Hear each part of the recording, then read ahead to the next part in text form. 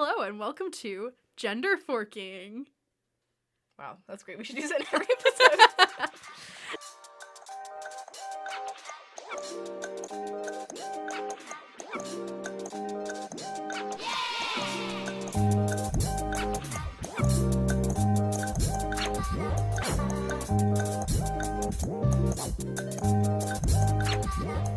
This is our all-exclusive podcast about Stephenie Meyer's gender swap Twilight, Life and Death, released in 2015. My name is Sam. And my name is Lori. And we are going to read Life and Death for the very first time on the air. We'll give you our thoughts. And our feelings. We'll have many. Sam is a 22-year-old Aries living in southern Maine, but on her way to grad school in Sussex, England. Oh, your radio voice is great. Thank you. That's me. That's Sam. That's all you need to know. Lori is a 22-year-old Pisces from Florida, currently in Maine, on her way to San Diego for also grad school in women's studies. We are both going into women's studies programs. So the title of our podcast has an obvious reference to forks in it and forking, but the term gender forking is a play on gender fucking, which is a concept introduced in queer theory in a piece called Gender Fucking or Fucking Gender, Current Cultural Contributions to Theories of Gender Blending by Stephen Whittle, who researched at the Manchester Metropolitan University. And the general idea of that is pretty well summed up in, I think, a quote in the beginning of this. It says, "Queer means to fuck with gender." That's where we're pulling our title, Gender Forking, from. Yeah.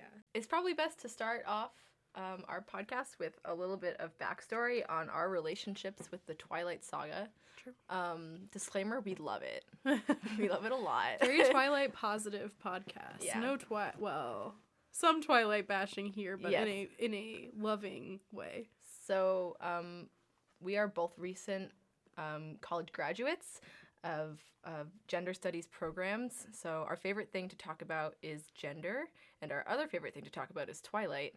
So we're very excited to be bringing these two things together in a hopefully cohesive way. Yes. So my first exposure to Twilight was in middle school, and I don't know the exact timing, but I do know that Breaking Dawn was not released yet. I don't know about the movie timeline. I'm not sure about the movie timeline and how that all unfolded, but I remember reading Twilight, New Moon, and Eclipse, and then having to wait a not that long period of time to read Breaking Dawn, and I was a huge fan, and went through the traditional anti-Twilight phase, fell back into Twilight after years, probably 2 years ago in college, and have watched the first Twilight movie, I would estimate, around 20 times in the last 2 calendar years. Just the first movie alone, and yeah. I've watched the others as well. Yeah. I mean, mine was similar. I feel like maybe you started reading it before me. We didn't know each other back then. We met in college, but I read the first Twilight book when I was, I think, 13. The first movie was out, but the second movie was not out. I'm not sure where the books were on that. I don't. Maybe Breaking Dawn was not out, I think, at that point. I was obsessed with it. I was in love with Edward Cullen. Kind of the whole stereotypical shebang, I think. I was fresh out of a Jonas Brothers obsession, so this was my new thing. And it was sort of short-lived and then I also went into that, like, Twilight hating phase that I think a lot of us go through. We can unpack that a little bit. We can unpack that. Too, because that's a very gendered experience, and we're all about gender here on Gender Forking. I would also say that I have also been fiercely Team Edward from the beginning. Yes, we are both still Team Edward. And remain so. And maybe Life and Death will change some of my feelings on Jacob, but doubt it. We are already running into... Can we swear? We should swear, but then bleep it out. Beep. Yeah. This is a family-friendly show about gender fucking. We want it to be appropriate for Edward Cullen's delicate years.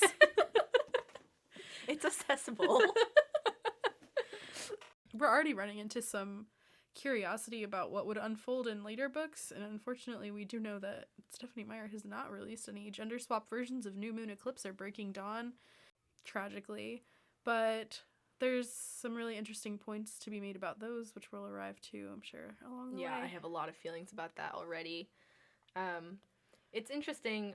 I mean, I guess if we're just gonna get into like the discourse of this being a gender swapped book, and it's like not even fan fiction. Like this is canonically gender swapped by the Stephanie Meyer. I feel like just the fact that it exists really could, if say these books were released at the same time, Twilight and Life and Death, I think that would be that would change everything, because it's so traditionally a book that was sought after by young teenage girls and moms also, but women and girls almost exclusively. And I think a lot of that has to do with the fact that Bella is a girl, and that like there were a lot of identifiable female characters in the books, and that would change a lot. I'm not sure. I don't know if I'm curious to see if Life and Death, if who I relate to more in the story. I'm wondering. And also, that'll change because this is 10 years after first reading Twilight. But yeah. I think that the time lapse in between the release of the original series and this book also, it allows Stephanie Meyer a little bit of room to be a different person. Obviously, that's a long period of time, but also to respond a lot to what the like perception of Twilight has been. Right. That doesn't exist. The reason that she wrote this was because people were like, "Oh, it's so gendered," and like, of course it is. Everything is gendered, and that's fine. We're here to impact that. But, we can talk a little bit about the foreword here, the introduction to Life and Death. Yeah. She says some interesting things about why she wrote it. This is the only part of the book that we have read. She says some interesting things about why she decided to write it, and then the choices that she made in terms of gender swapping. So, All right. So it starts out, and this is in Stephanie Meyer's own words. Hello, lovely reader. As you may know, 2015 marked the 10th anniversary of Twilight. To celebrate this milestone, I decided to create a reimagining of the original story. As I was musing on Twilight after being away from it for so long, I started thinking about something I'd said many times before at signings and in interviews. You know, Bella's always gotten a lot of censure for being rescued on multiple occasions, and people have complained about her being a typical damsel in distress. My answer has always been that Bella is a human in distress, a normal human being surrounded on all sides by people who are basically superheroes and supervillains. She's also been criticized for being too consumed with her love interest, as if that's somehow just a girl thing. I have some thoughts. Yeah, I need to unpack that. Whomst is more obsessed with their love interest, Edward or Bella? Edward. Yeah. Also Jacob. Yeah. I think that's... I think that this will be something that comes up a lot when we're reading it, is Stephanie Meyer's sort of like, if I just swap the genders and I say that it's no different, then it won't be any different, completely ignoring like the social context in which it exists and in which her writing exists. Mm-hmm. But I've always maintained that it would have made no difference if the human were male and the vampire female. It's still the same story. Gender and species aside, Twilight has always been a story about the magic and obsession and frenzy of first love. There isn't much difference at all between a female human in love with a male vampire and a male human in love with a female vampire. And that's how Beau and Edith were born. Okay, can I just say yes and? Like, yes, it is a human experience, but also those things are very coded culturally. Like, it's going to read very different. It's going to feel very different to read it, which is fine. And I think it's just kind of silly that she felt so strongly about this. Also, I think it's important that we note that the very concept of gender swapping is sort of perhaps reinforcing this binary of only men and women, and saying that, like, I don't know, that they're opposites, and that like, I don't know, there's something to be swapped. It's very reductive to just say gender swap. Like, first of all, it goes on the assumption, and I guess Stephanie Meyer didn't write it any differently, that all of her characters are cis, I guess. Yeah, they're all cisgendered. And they're all straight, apparently. Like, that's fake. Yeah. But in what world? Yeah. And that's another thing, too, because, like, if you swapped, I don't know, just some of the genders, and we had, like, some same-sex romantic relationships, that would definitely change it a lot as well. And that's undeniable. And it's not just because of, like, sexual orientation, it's because of gender too. Like, all those things definitely play into obviously real life, but also how this book will read. I find the next part of the foreword illuminating on Stephanie Meyer's thoughts on gender swapping. So she starts with a couple of notes on the conversion. She says, I've done a pretty straight across the board gender swap with all the Twilight characters, but there are 2 exceptions. The biggest exception is Charlie and Renee, who have stayed Charlie and Renee. So for those who aren't familiar, Charlie and Renee are Bella, now Beau's, parents. And here's the reason for that. Beau was born in 1987. It was a rare thing for a father to get primary custody of a child in those days, even more so when the child was just a baby. Most likely, the mother would have had to be proven unfit in some way. I have a really hard time believing that any judge at that time or even now would give a child to a transient, unemployed father over a mother with a steady job and strong ties to the community. Of course, these days, if Charlie had fought for Bella, he probably could have taken her from Renee. Thus, the more unlikely scenario is the one that plays out in Twilight.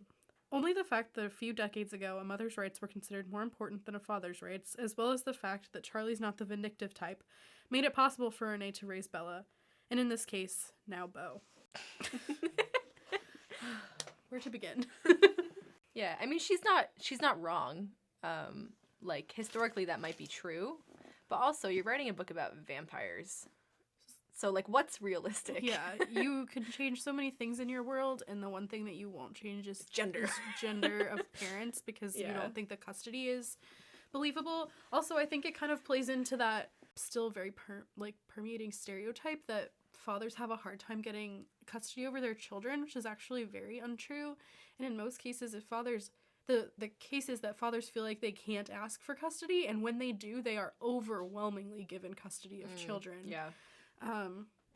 I think that would have been a more interesting take and changed so many things around the house. Absolutely. But there will still be interesting dynamics between a father's son instead of a daughter. Yeah. Father. It also would have been interesting to see Charlie as a woman chief of police in a small town. Yeah. I think it would also be interesting to explore Renee's character as like a flighty father. Yeah. I think that is going to be a little more relatable maybe to a lot more people. Yeah. Or would have been more relatable to a lot of people other than like a flighty mother, because I feel like a lot of people have more flighty mother reads more like eccentric. Yeah. Even though it's deeper than that for Bella, but a flighty father is tragic and all psychologically damaging. Yeah. And you run into the daddy issues thing, but we'll see. Then the second exception to the gender swapping is very small, just a few background characters mentioned only twice. The reason for this exception is my misplaced sense of justice for fictional people. There were 2 characters in the wider Twilight universe who really got the shaft in an ongoing sense. So instead of doing a swap with these characters, I gave them a coup. It adds nothing to the story. It was just me being weird and indulging my neurosis. She does not list who these characters are.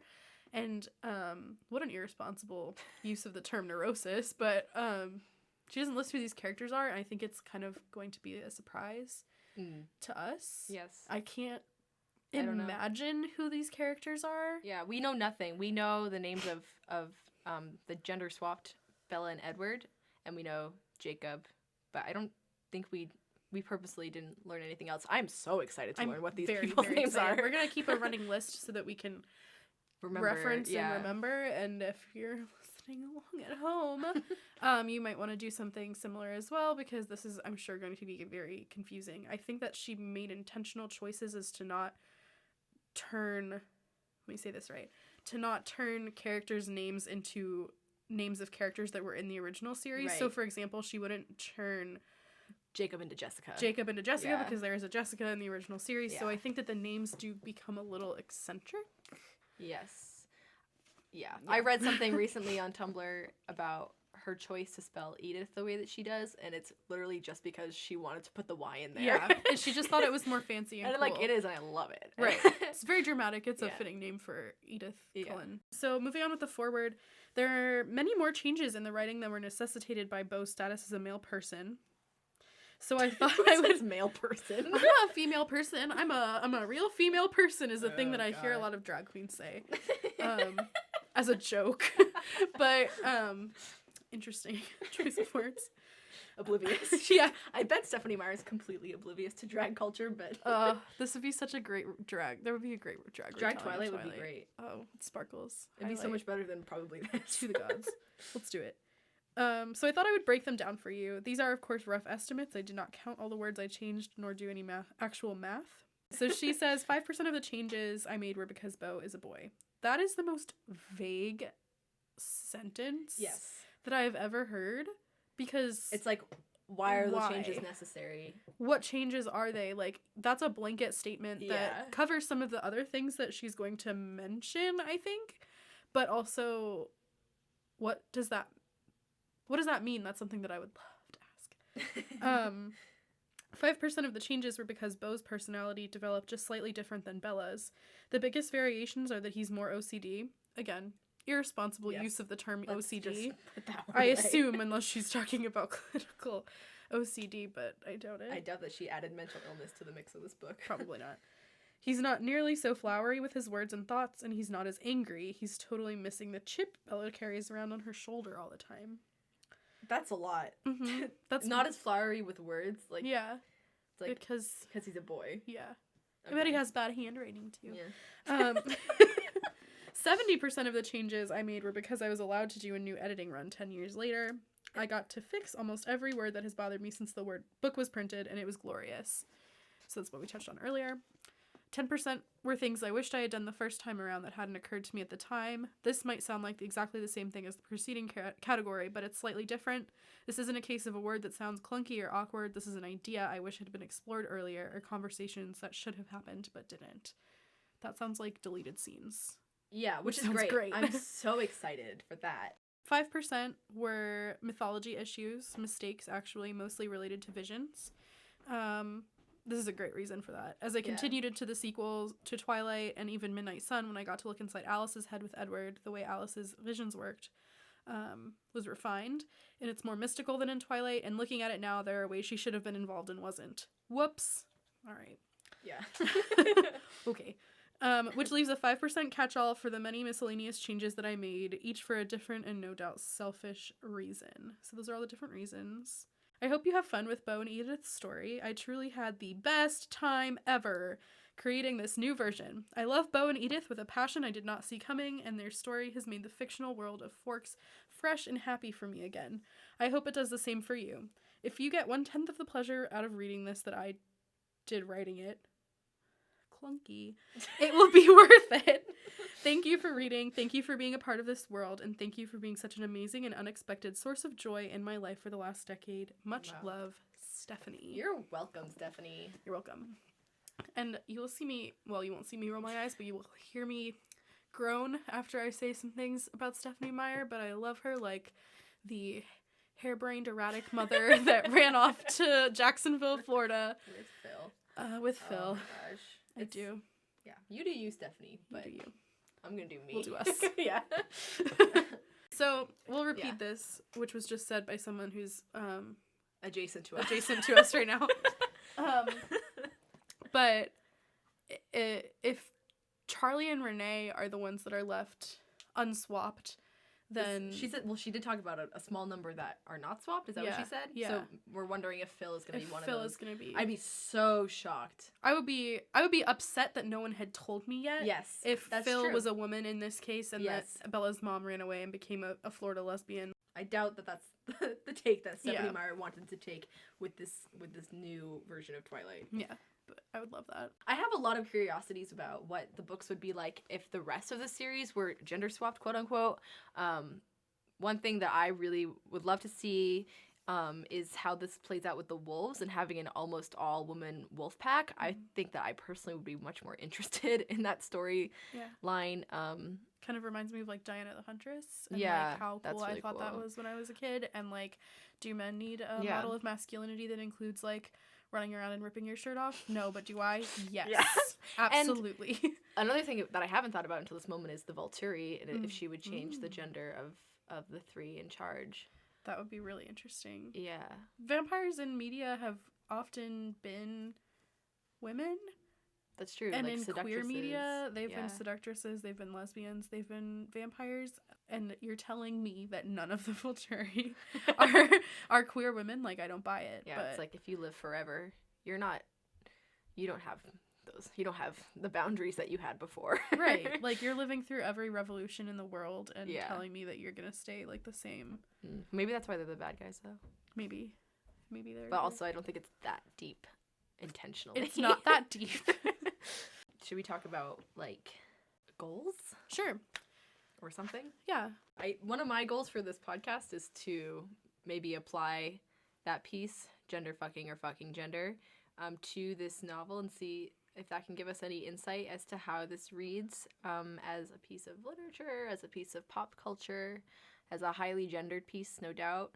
One of my goals is to inspire more people to revisit the saga, because I'm Yes. sure that we'll have people that are listening that have not critically thought about Twilight in their adulthood, Yeah. maybe, or have been so far removed from the series that they haven't taken another look at the writing or taken another look at even the films, because I think that A lot of us were Yeah. shamed out of enjoying it at a Absolutely. young age.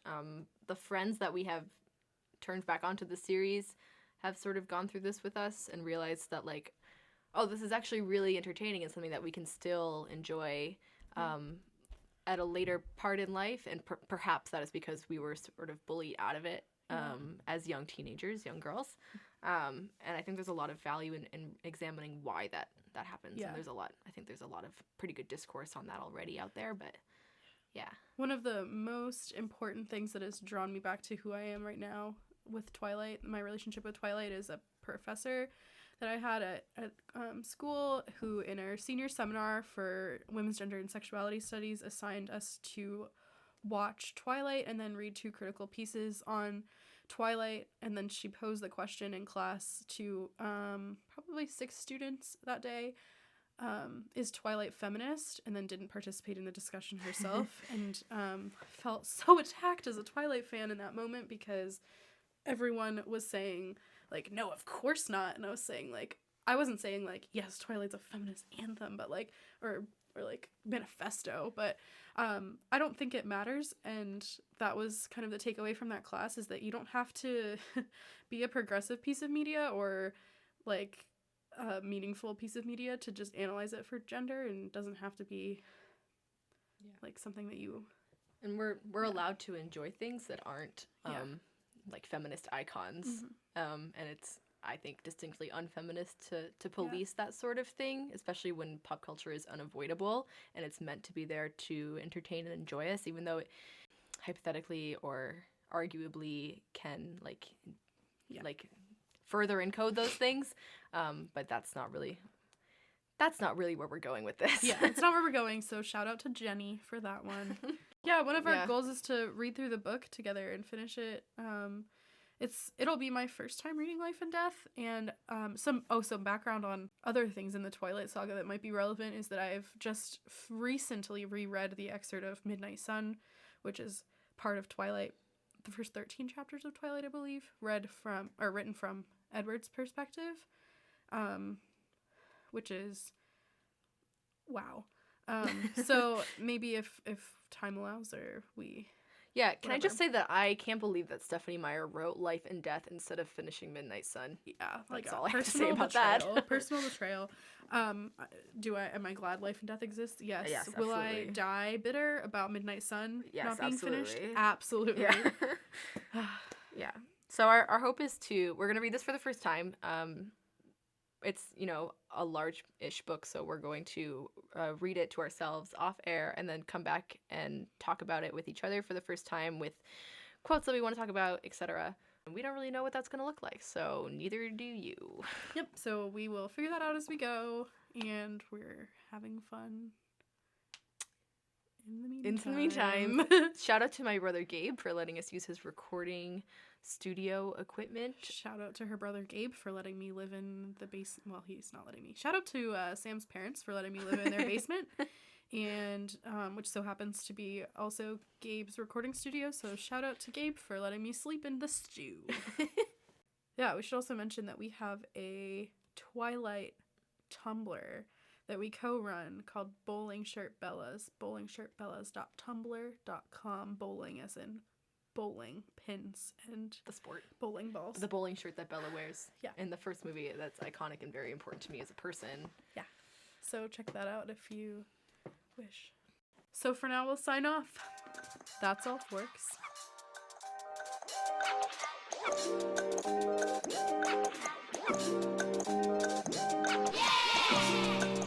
Thank you for listening to Gender Forking. To stay updated about the podcast or to contact us, follow us on Twitter at @genderforking or like us on Facebook at facebook.com/genderforking.